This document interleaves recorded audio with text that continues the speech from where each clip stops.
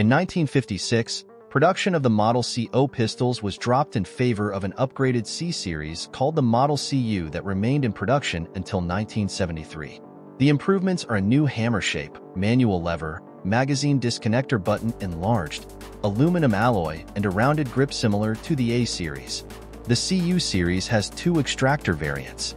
The pistol was available with black or chrome slides, and anodized frames in black, RAF blue, forest green, antique gold, and steel gray. These colors may have been available with other models as well and seem to have replaced the factory engraving package of the CO.